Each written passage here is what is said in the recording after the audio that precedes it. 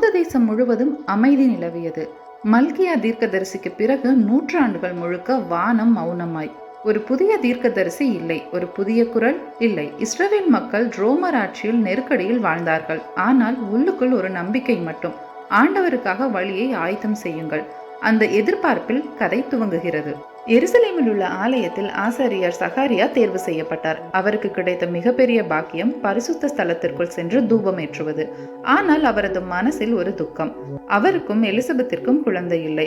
வயதானவர்கள், நம்பிக்கை ஏற்கனவே மங்கி இருந்தது. அந்த நாளில் தூப வாசனையை உயரும் போது திடீரென ஒரு பிரகாசத்தில் தேவதூதர் கேப்ரியல் தோன்றினார்.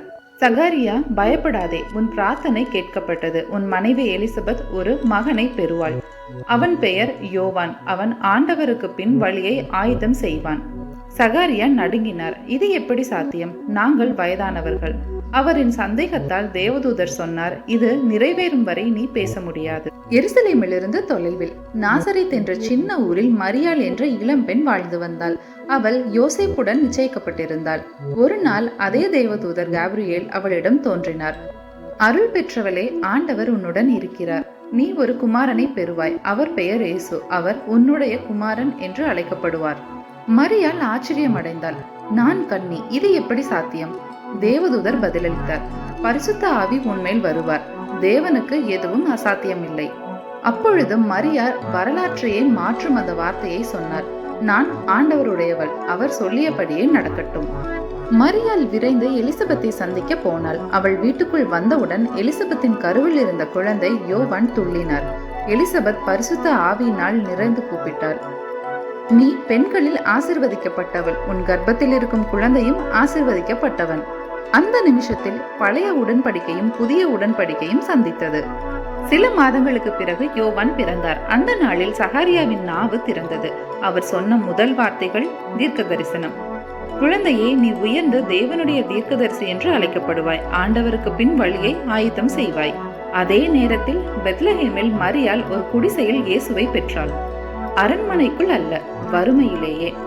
ஆனால் வானத்தின் தேவதூதர்கள் பாடினார்கள், உயரங்களில் தேவனுக்கு துதி, உங்களுக்காக இரட்சகர் பிறந்தார். இது இரண்டும் பிறப்புகளின் கதை மட்டும் அல்ல, இது ஒரு தேவனுடைய திட்டம். யோவானின் பிறப்பு 400 ஆண்டுகளாக இருந்த மௌனத்தை உடைத்தது. இயேசுவின் பிறப்பு 4000 ஆண்டுகளாக காத்திருந்த வாக்குறுதியை நிறைவேற்றியது. ஒருவர் வழியை ஆயத்தம் செய்தார், மற்றொருவர் தானே அந்த வழி. அவர்களின் பிறப்பால் வரலாறு இரண்டாக பிளந்தது, கிறிஸ்துவுக்கு முன், கிறிஸ்துவுக்கு பின்.